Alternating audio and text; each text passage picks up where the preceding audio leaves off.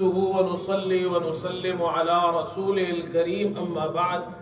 محترم بزرگوں اور دوستوں اور محترمات مسلمات بہنوں، تو آج کے درس میں انشاءاللہ ہم کفارے کا مسئلہ بیان کریں گے کہ کفارہ کیا ہوتا ہے۔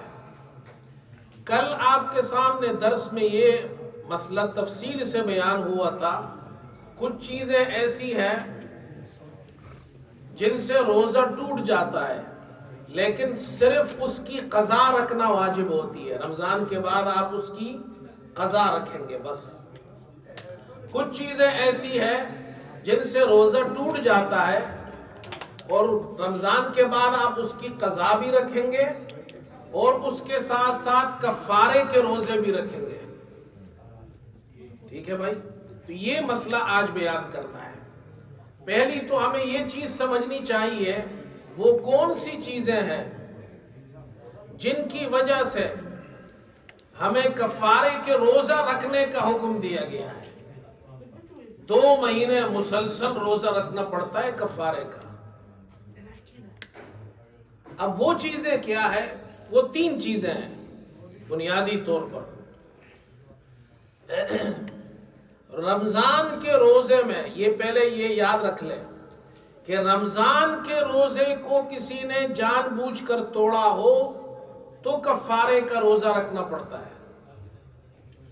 اگر رمضان کا روزہ نہ ہو، رمضان کے بعد روزے ہو، چاہے وہ رمضان کے قضا روزے رکھ رہا ہے، اس روزوں کے توڑنے سے کفارہ لازم نہیں آتا۔ دوسرا یہ کہ رمضان میں روزہ جان بوجھ کر توڑ دے۔ اگر جان بوجھ کر نہیں توڑا، کل جو مسئلے بیان کیے تھے ان چیزوں کی وجہ سے روزہ ٹوٹ گیا تو صرف قضا لازم آتی ہے۔ کل کے درس میں وہ بیان ہو چکا ہے۔ یہ بات سمجھ میں آ گئی؟ تیسری چیز، روزے کی نیت رمضان میں صبح صادق سے پہلے کی ہو، پھر اس روزے کو توڑ دیا تو اس کی قضا بھی ہے اور کفارہ بھی ہے۔ اب آگے کون سی چیزیں ہیں جس کی وجہ سے جان بوجھ کر اس نے روزہ توڑ دیا رمضان میں؟ تو وہ جان بوجھ کر کسی نے کھا لیا، پی لیا۔ ایسی چیز جو کھائی جاتی ہے وہ کھا لی، ایسی چیز جو پی جاتی ہے، چاہے غذا ہو چاہے دوا ہو، جان بوجھ کر اس نے ایسی چیز کھا لی یا پی لی، 2 چیزیں ہو گئی۔ اور جان بوجھ کر تیسری چیز، میاں بیوی نے ہم بستری کر لی روزے میں، وہ روزہ ٹوٹ گیا، رمضان کے بعد اس کی قضا بھی رکھے گا اور کفارے کے روزے بھی اس کو رکھنے پڑیں گے۔ اب وہ آگے بیان کروں گا اس کا پروسیس کیا ہے۔ یہ بات سمجھ میں آ گئی آپ کو؟ اب اس نے بڑا جرم کیا ہے، اس لیے کہ اس نے رمضان کا روزہ رکھا، بلا وجہ اس نے رمضان کا روزہ جان بوجھ کر توڑ دیا، تو اب اس پر قضا بھی ہے اور کفارہ بھی ہے۔ یہ میں تفصیل سے اس لیے بتا رہا ہوں تاکہ آپ کو یہ بنیاد سمجھ میں آ جائے، تاکہ آگے مسئلہ آپ کو سمجھنے میں آسانی ہو۔ سمجھ میں آ گئی بات؟ اچھا جی، اب یہ سمجھے یہ جو 3 چیزیں میں نے بیان کی ہے اس پہ فقہاء کا اختلاف ہے۔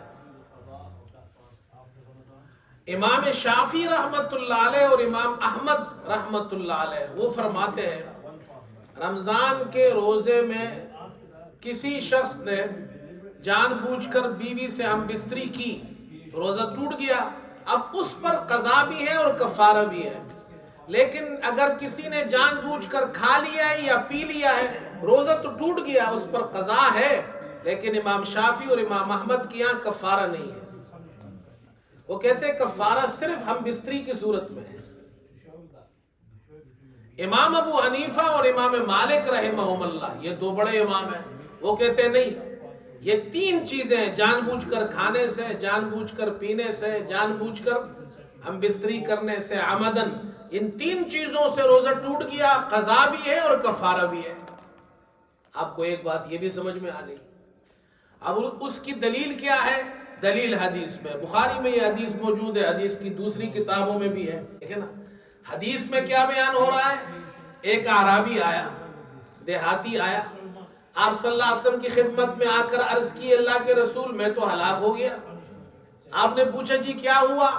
کہا جی رمضان میں بیوی سے ہم بستری کر لی میں نے. آپ صلی اللہ علیہ وسلم نے اس سے پوچھا غلام ہے؟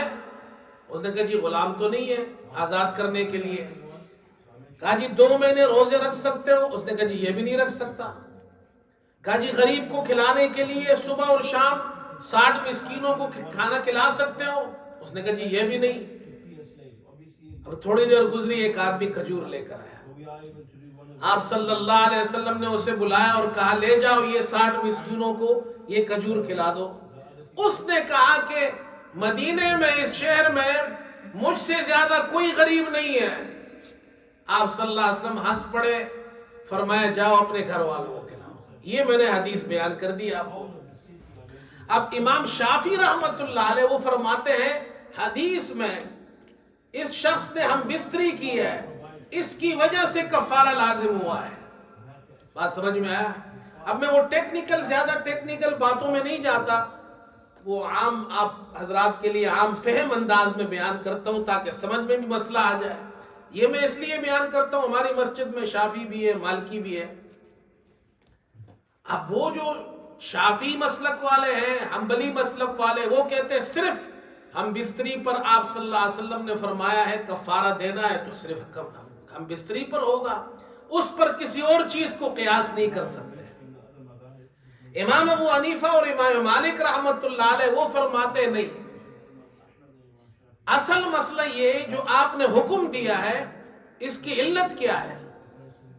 ہر حکم کی ایک علت ہوتی ہے، تو اس کی علت جو ہم دیکھتے ہیں، علت یہ ہے رمضان میں اس شخص نے جان بوجھ کر روزہ توڑا ہے، یہ علت ہے. امام شافعی کہتے ہیں نہیں، علت یہ اس نے رمضان میں جماع کیا ہے، ہم بستری کی ہے. دیکھو ٹیکنیکل فرق ہو گیا. یہ کہتے ہیں امام ابو حنیفہ، امام مالک کہتے ہیں نہیں، جو علت ہے وہ یہ ہے کہ اس شخص نے رمضان میں جان بوجھ کر روزہ توڑا ہے.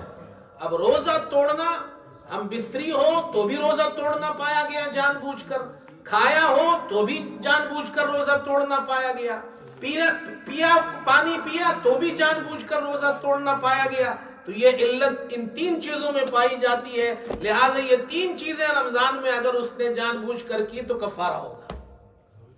کمال کیے نہیں کیے بھائی؟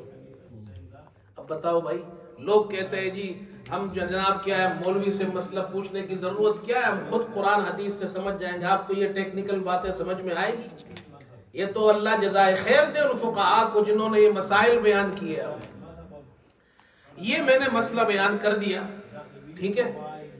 اب آپ صلی اللہ علیہ وسلم نے اس سے فرمایا، اب ایک بات یہ بھی سمجھو، یہ جو کفارہ ہے،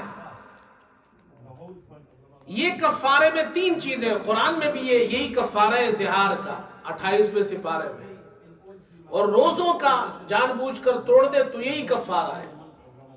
پہلی چیز یہ غلام آزاد کرو. آپ صلی اللہ علیہ وسلم نے بھی پہلی بات یہ فرمائی. آج کل کے زمانے میں تو غلام نہیں، اب یہ نکل گیا. اب 2 چیزیں رہ گئی. 2 مہینے مسلسل روزے رکھنے پڑیں گے. 2 مہینے مسلسل روزے رکھ. اگر کوئی شخص 2 مہینے مسلسل روزے نہیں رکھ سکتا، یہ طاقت نہیں ہے اس میں، تو پھر وہ 60 مسکینوں کو کھانا کھلائے گا. لیکن اگر وہ 2 مہینے مسلسل روزے رکھ سکتا ہے تو اس کے پاس آپشن نہیں ہے، اس کو وہی 2 مہینے مسلسل روزے رکھنے پڑیں گے. جب رمضان کا مہینہ ختم ہو گیا اور اس شخص نے جان بوجھ کر روزہ توڑا ہے، اب یہ 1 روزہ قضا رکھے گا پہلے، اس کے بعد 60 روزے رکھے گا مسلسل، مرد ہو یا عورت ہو. بات سمجھ میں آئے؟ اگر اس نے 59 روزے رکھے، 59 روزے تو رکھ لیے کنٹینیوسلی مسلسل، 1 روزہ آخری گیپ آ گیا، اب یہ پیکج ختم ہو گیا، یہ ترتیب ختم ہو گئی، دوبارہ پھر سے پہلے روزے سے پھر شروع کرنا پڑے گا. ہاں اگر کوئی عورت یہ روزہ رکھ رہی ہے اور درمیان میں ماہواری آ گئی تو اس کو اتنی چھوٹ ہے کہ ماہواری کے دنوں میں وہ روزہ نہیں رکھ سکتی. جیسے ہی ماہواری کے دن ختم ہوں گے پھر فوراً روزہ شروع کرے یہ جو درمیان میں دن آئے ہیں اس سے نقصان نہیں ہوگا اس کو، ماہواری کے ایام میں بس۔ باقی کوئی بیمار ہو گیا درمیان میں پھر دوبارہ شروع سے کرنا پڑے گا، اگر بیماری کی وجہ سے نہیں رکھے، یا عورت کو نفاس آیا ولادت کے بعد جو بیماری ہے اس کی وجہ سے بھی معافی نہیں ہے، وہ دوبارہ پھر شروع سے کرنا پڑے گا۔ بات سمجھ میں آ گئی؟ یہ ہے ترتیب کفارے کی، اس لیے کہ اس نے جرم بڑا سخت کیا ہے۔ اگر وہ روزے نہیں رکھ سکتا، اب اس کے پاس جو آخری آپشن ہے وہ یہ کہ 60 مسکینوں کو صبح اور شام کھانا کھلائے گا۔ جن مسکینوں کو کھانا کھلائے گا اس میں سب بالغ ہونے چاہیے، بچے نہیں ہونے چاہیے، مسکین اور فقیر ہونے چاہیے۔ صبح ان کو کھانا کھلائے، شام کو ان کو کھانا کھلائے، ٹھیک ہے بھائی؟ 60 مسکینوں کو صبح کھانا، انہی 60 کو شام کو کھانا کھلائے، 2 وقت کھانا، ٹھیک ہے؟ فَإِطْعَامُ 60 مِسْكِينًا۔ اگر کوئی کھانا نہیں کھلاتا، ان کو غلہ دیتا ہے، مثلا گندم دیتا ہے 1.25 سیر یا احتیاطاً 2 سیر ایک فقیر کو دے، تو 60 فقیروں کو اگر ایک ایک کو 2 سیر دیں گے تو 60 کے اندر کتنے ہو جائیں گے؟ 120، 120 سیر 60 مسکینوں کو دے گئے۔ بات سمجھ میں آ گئی؟ یہ بھی ٹھیک ہے۔ یا اس کے برابر پیسے دے دے ان کو، ٹھیک ہے نا؟ یہ صدقہ فطر تقریباً اتنا ہی بنتا ہے، یعنی صدقہ فطر جو آج کل 3 پاؤنڈ ہم نے لگایا ہے، جو آپ کو بتایا ہے، تو اس طرح 3 کو اب 60 سے ضرب دو تو کتنے ہو گئے؟ 180 تو ہر ایک کو 3 پاؤنڈ وہ دے گا۔ بات سمجھ میں آ گئی؟ اگر ایک فقیر کو کھانا کھلانا چاہتا ہے تو ان کو اس ایک فقیر کو صبح شام 60 دن کھلائے گا۔ ایک فقیر کو پیسہ دینا چاہتا ہے تو 60 دن اس کو الگ الگ پیسے دے گا، اکٹھے نہیں دے سکتا۔ بات سمجھ میں آ گئی؟